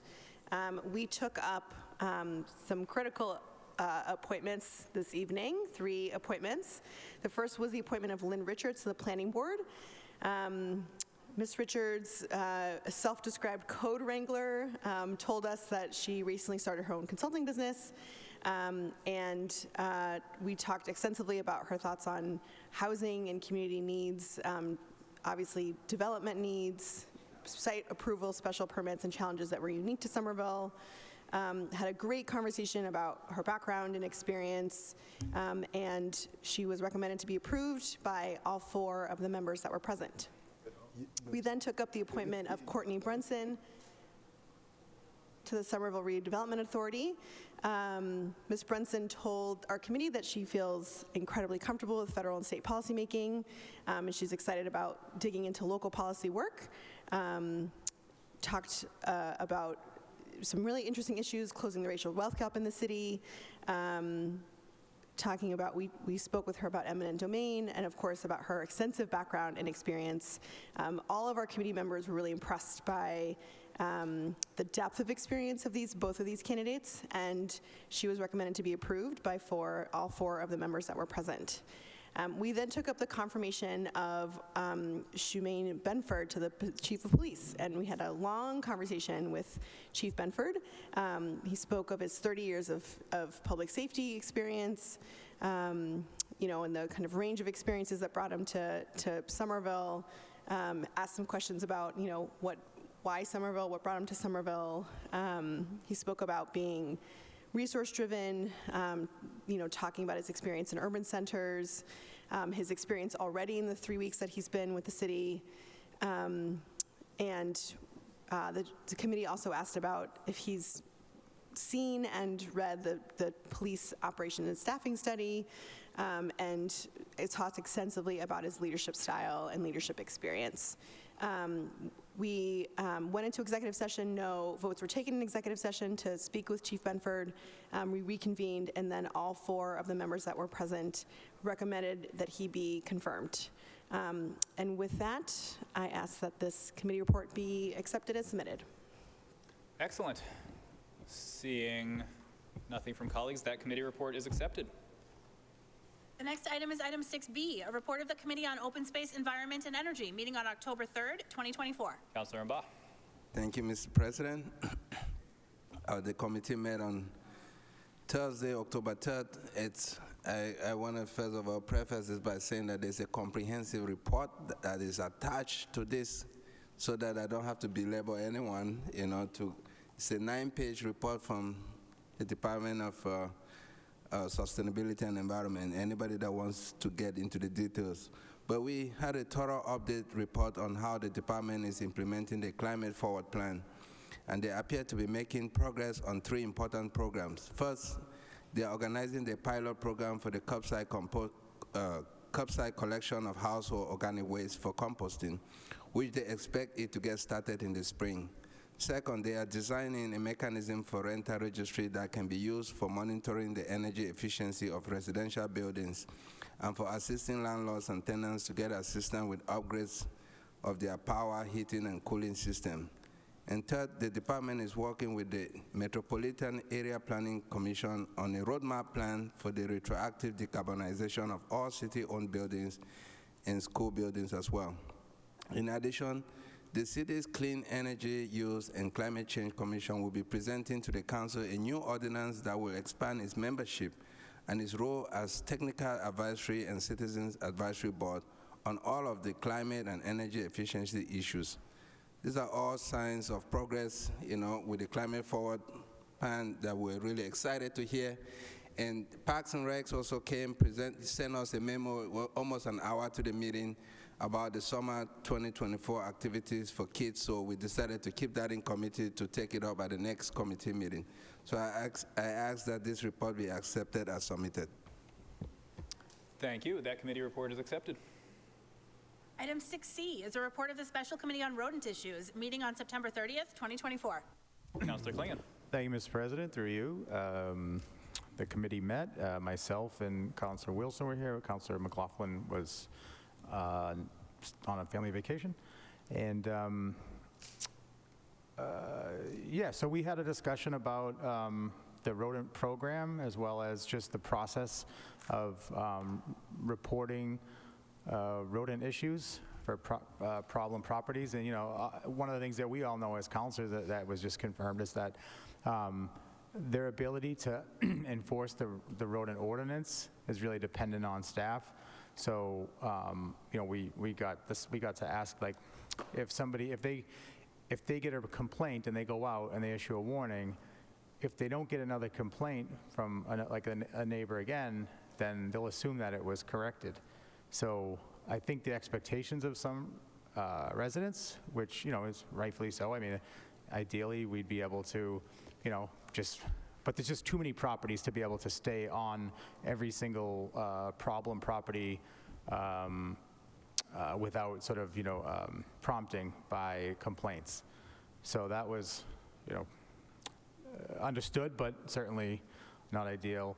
We discussed different types of traps, the A24, which is like this trap that's like CO2 powered. Councilor Wilson asked if we could pilot those, in city buildings. We got a bunch of data requests that I put in through the orders around how many tickets have been given, how many subsequent tickets have been given. We actually there was a presentation by Director Privet from the, I don't know. So it was a good presentation. It's attached to the agenda, and so we discussed those things, and you can watch the video, and I'll ask that this report be accepted as submitted. That committee report is accepted.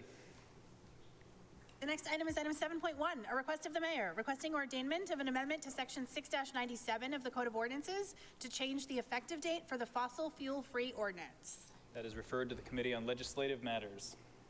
Item 7.2 is a request of the mayor requesting ordainment of an amendment to section 3.2.6, building types of the zoning ordinance to allow the building types permitted in the neighborhood residence zoning district to also be permitted in the urban residence zoning district. Very glad to see this moving forward, and let's waive the readings of 7.3, 7.4, and 7.5, and all of those will refer to land use with a copy to the Planning Board. Mr. President, just a comment on the item that was referred to Legislative Matters Committee. We have a meeting scheduled this coming Tuesday. That's a very light agenda, so barring a compelling reason not to, I'll add that to the agenda. So I encourage folks to take a look at that. If they have any comments or input, let us know, because we'll take advantage. And we don't have our next regular meeting after that because of it's being used, that night's being used for the Charter Committee. So that's why I'm inclined to get this one on. I just want to give folks a heads up about that. We'll probably talk about it Tuesday, so take a look if you want to comment. Thank you. Mr. President, could I move to waive the readings of items 7.8 to 7.20 and 10.11 and ask those be sent to Finance? Those items are referred to Finance. That brings us to item 8.1, an officer's communication from the city solicitor responding to item 24-1275, an order that the city solicitor review and provide opinions regarding ordinance 11-038, rodent control. Placed on file. Item 9.1. Councilor Burnley? Yeah, I'm good. Thank you. Through the chair.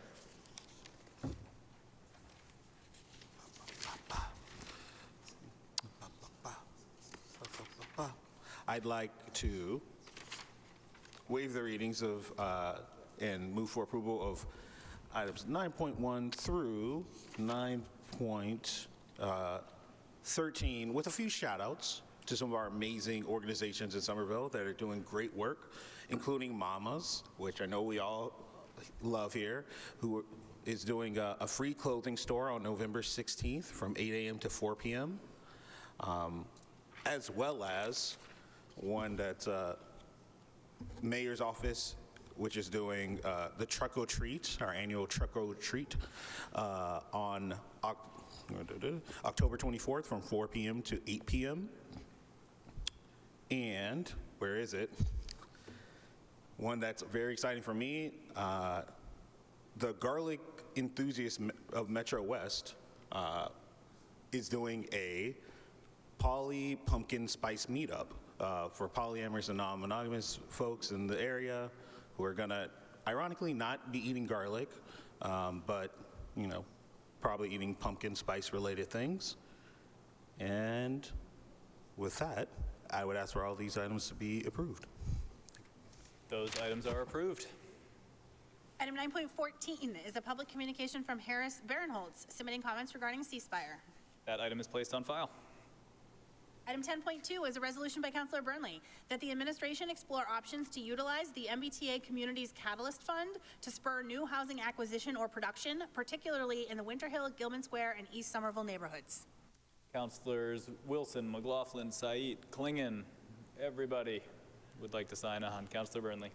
Thank you. As I mentioned earlier tonight, on the same day that the MBTA Green Line derailed on its way to Union Square, a number of councilors were in front of the station. We were not invited, but we were there. At least I wasn't invited, I'll say that. And we heard from the governor that the state was opening up new funds to ensure that communities that were in compliance with the MBTA's Communities Act had resources from the state to acquire housing, to increase production, to increase density. I was very proud to be there to represent Somerville, where a lot of other municipal leaders were there, and quite frankly, Somerville had it easy when it came to the changes we needed to be in compliance with that law, because we've historically been an incredibly dense city, and I think we can still improve on that. But while we were there, the governor announced this fund and the $15 million that are available in it. It is broken down, that $15 million is broken down into grants between $250 to $1 million, which means that up to from 15 to 60 municipalities will be getting this money, assumedly. If Somerville is going to be highlighted as being in compliance with this law, if Somerville is going to be one of the first communities in the state to up our zoning and to try to make sure that we're building more housing, we absolutely need to be at the cutting edge of getting the funding to do that. And these communities, these neighborhoods, are exactly where we should be targeting that funding, in my opinion. I've attached the eligibility for those funds, which requires that these funds go to areas near the MBTA. I put Winter Hill on here because by my math and calculus, even the Star Market site could be in compliance with that. Gilman Square can be in compliance with that. There are plenty of areas in East Somerville near the new station that can be in compliance. We need to take every opportunity we can as a city to upzone, to take funding from the state and federal level to actually meet the needs of our residents, because as we heard today from the happiness study, which I looked through, when unhappiness is highest when it comes to the cost of living in Somerville, particularly amongst renters, where a majority of renters say that they have a concern about the cost of living in Somerville and have a fear of being priced out. This is exactly the kind of opportunity we need to be jumping at and fighting for. And so I've already talked with Director Galagani, who was here earlier today, about reaching out to Somerville Community Land Trust, to SCC, and to highlights any opportunities that the city has and any opportunities that they think are necessary to funnel this funding into. And so don't necessarily want this to go to a committee. Happy, if people disagree, happy for it to go to one. But I just really think we need to be clear that when the state opens up opportunities, that we should be at the front of the line. Thank you. Councilor McLaughlin. Thank you, Mr. President. Happy to support this. A few thoughts to share. I was invited to that event. Unfortunately, I couldn't attend because I was working, but I was very happy to see some of it get highlighted. And I disagree a little that we're lucky because of our density. We were still required to add to the MBTA Communities Act, but we were bold enough and willing enough to actually follow through on our word for more density in the community with a very simple idea of the triple-decker ordinance or allowing a third unit by right, which a lot of cities are still resistant to. Just a few thoughts. I love these locations. I also think Davis Square, Ball Square should be part of this conversation. They are already accessible by T. They got a lot of places to build, and those are places that I've always wanted to prioritize. And I would love to take this up in committee because we actually have a very similar item Councilor Wilson and I put in about federal funds for very similar ideas.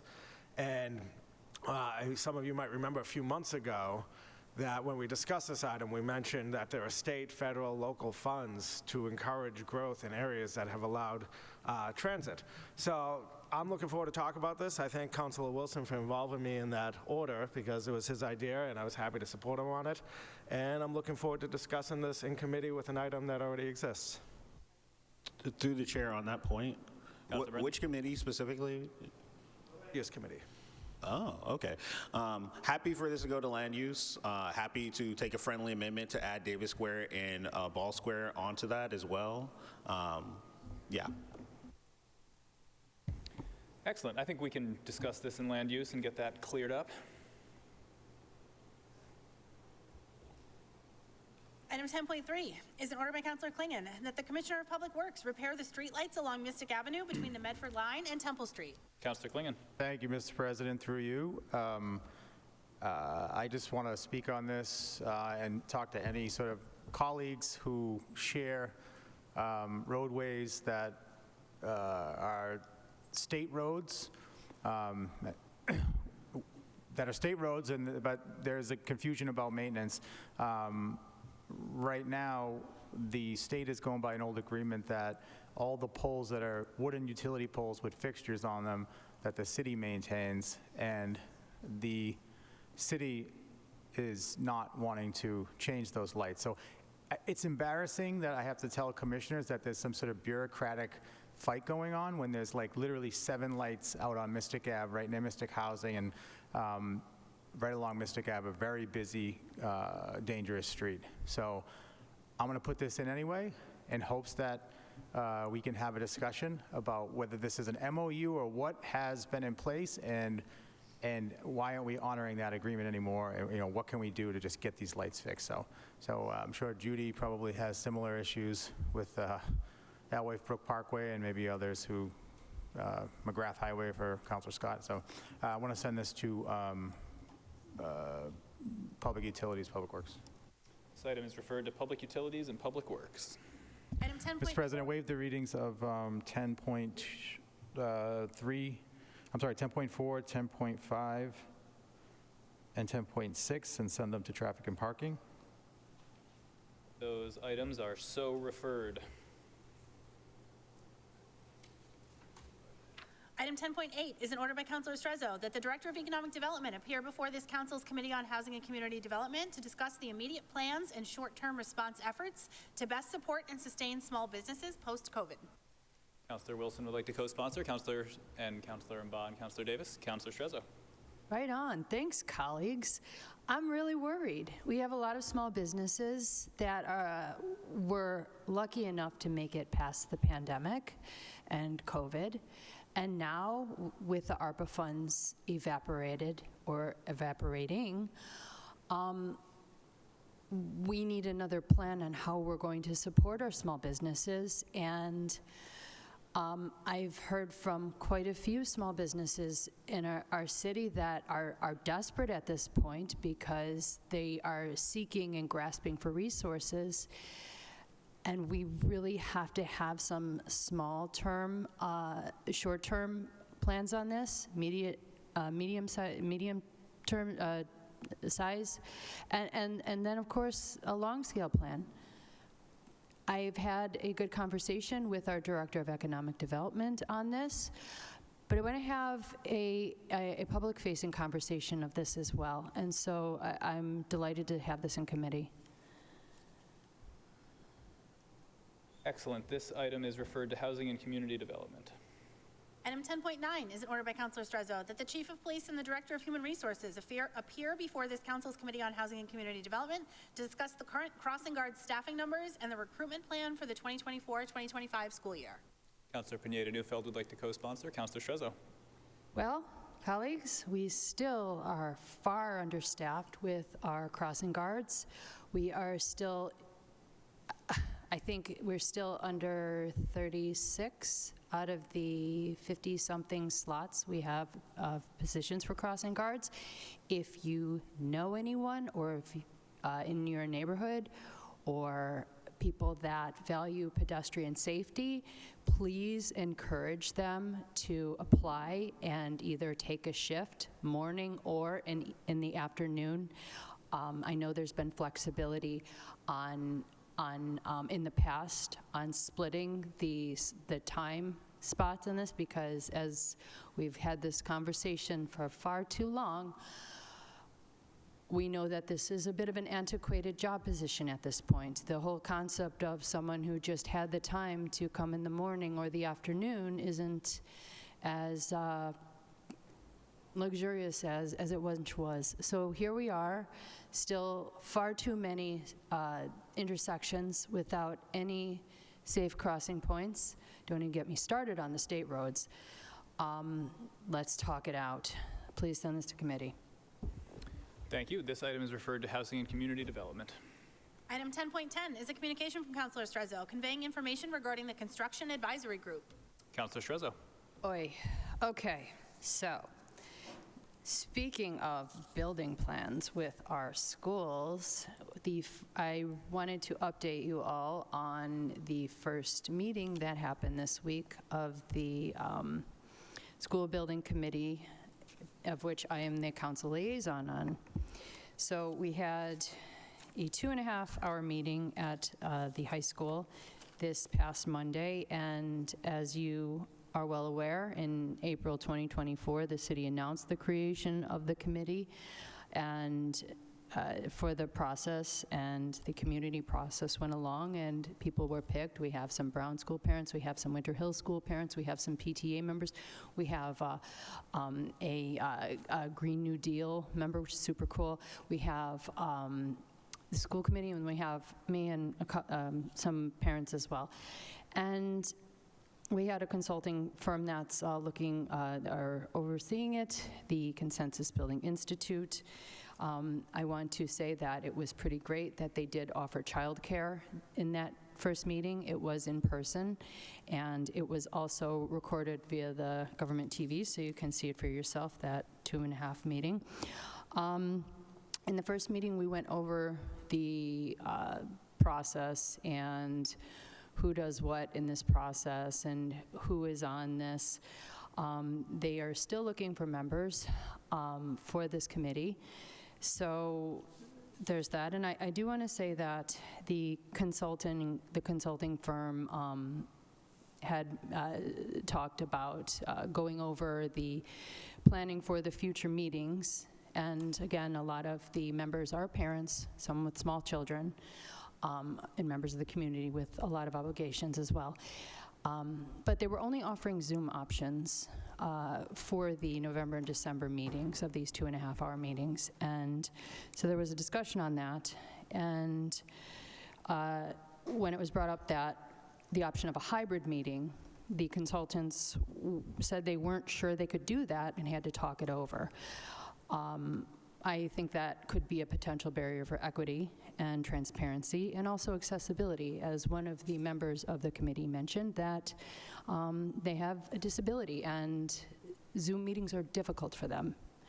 And so the consultant said that they would bring it back and then have private one-on-one conversations with each member of the committee to discuss the possibility of that. So I wanted to bring that up to you, colleagues. And the public hearing also in the 2.5-hour meeting was not until 8:15. We did have a a teacher from the Winter Hill School that reminded us of the fact of the student survey. Remember the 8th grade student survey? Wildcats can't wait. And brought that back to point. And the next meeting, oh goodness, was scheduled, I'm going to put this on your colleagues, whether or not it's virtual, but at least hopefully hybrid, will be Tuesday, November 12th, and then the following one is potentially Monday, December 9th, which this consultant's assigned. But also hope it's hybrid, so it is transparent and accessible for everyone in the community to truly be able to see the process, which I think is vitally important. Thank you. Thank you. That item is placed on file. Item 10.13 is a public event from Ani Ajemian for Halloween on Heath on October 27th from 1 p.m. to 9 p.m. That item is approved. Item 10.14 is a public communication from Eileen Carranza submitting comments regarding leaf blowers. That item is placed on file. Mr. President. And that brings us to the end of the agenda, Mr. Could we President. forward that item to legislative matters, please? Certainly. Item Just a 10.14 copy. is, a copy is referred to legislative matters. Thank you. And that brings us to the end of the agenda, Mr. President. Are there any late items? There are no further items before the council. Excellent. Colleagues, we are adjourned.